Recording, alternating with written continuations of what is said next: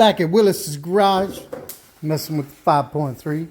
It's going to go in the 93 Camaro. So he had to go get an LS1 balancer, and got a new seal. We put the seal in, just used a rubber hammer and a board, beat it down in there. We put some RTV around the edge to make sure it don't leak. Probably overkill, but oh well. Now we just put the cover on, and we just snug the bolts up a little and then tighten them. We're going to use that to line up the seal. So we're going to go ahead and put the balancer on. Once the balancer is all the way on, then we'll torque the cover down. All right, the balancer's on. I ain't gonna lie to y'all here. What we did was we used a longer bolt that we found from the hardware store and some washers, and we got it started. Then we used making sure not to bottom out the bolt. And then we used the old bolt and pushed it the rest of the way on. And then we put a new bolt on it, and we didn't do the torque thing that you're supposed to do, which is really crazy. I forget what it is, but it's a crazy torque value. But we sent it with a really strong impact. I did this on Christopher's car that has the 6.0 on it, if you're familiar with the channel, and I did it on my 5.3. It's in my Camaro, and it does just fine so far. So, yeah, we just sent it with an impact. Then we're going to torque these bolts up in a crisscross pattern. Don't forget there's 2 down on the bottom. Oh, and we put some RTV in these corners also, so y'all know. Putting in the valley tray, and stupid me, I forgot the knock sensors go in after the valley tray. So we had to take the knock sensors back out. We put the grommets in there, and we'll put the knock sensors back in once he gets it in and torqued down. And the knock sensor grommets go in like this. The flat side goes down towards the engine, and you just beat the old ones out with a screwdriver from the top, and then you beat the new one in from the bottom, just like in the picture here that I got off the internet. All right, on these iron Vortec LS-based engines, there's not a hole for the alternator bracket if you want to run a low-mount alternator bracket or the LS1 alternator bracket, so we have to drill that hole. There's supposed to be 2 holes. There's one in the block by the timing cover. The material ain't even there for that one. That would be on an LS1. But the material is there for the upper right bolt for that alternator bracket on the Vortec truck blocks, but you do have to drill the hole. So we had the bracket and everything on there, and we took a big long screwdriver and kind of tapped on it and made a starter hole. And now Willis is just using a small drill bit. Go straight. To, yeah. Well, we better be now. You about to inch up in the hole. Going up another size on a drill bit. Got the final drill bit going through there.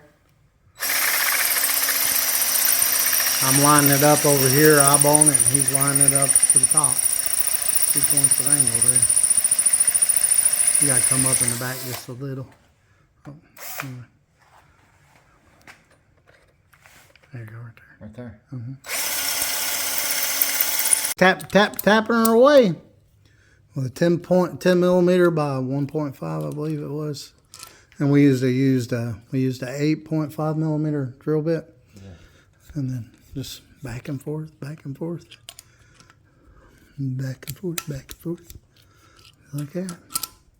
Tap, tap, tap away. We had to bring it over here because the compressor hose won't reach that far. And Willis blew her out. And then he's checking how good it slides in and out. Right in there. Screws in and out good. Look at that.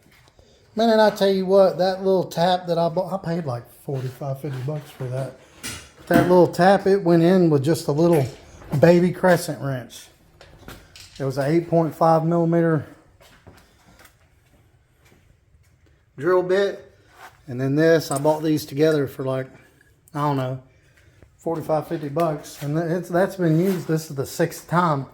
And look, it went straight through there. And look how good those threads look. They look good. That's how the LS1 bracket would go on these cars, on the truck motors.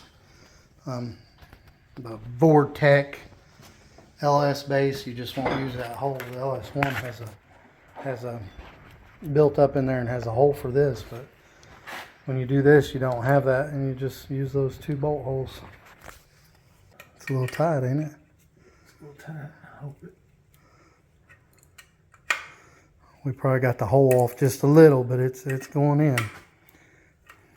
Yeah, it'll go. We got it off just a little bit. It's hard to get perfect. When you buy the ICT bracket, ICT makes a bracket like that.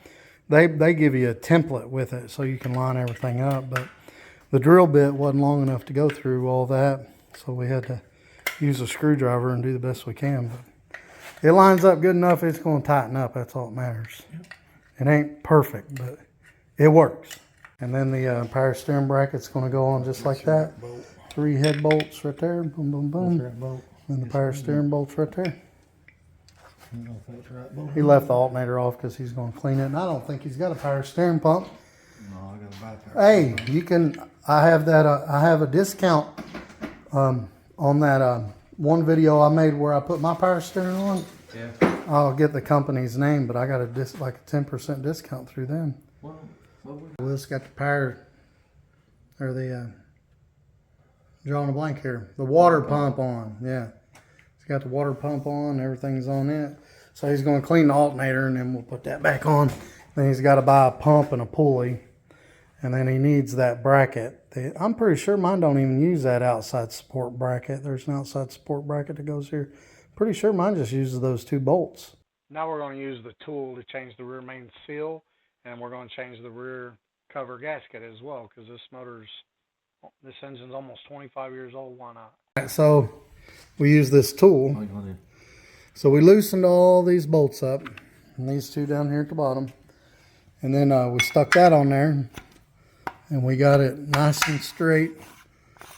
Sometimes you have to tighten them bottom 2 bolts a little bit to get this tool to line up. It should spin freely like that.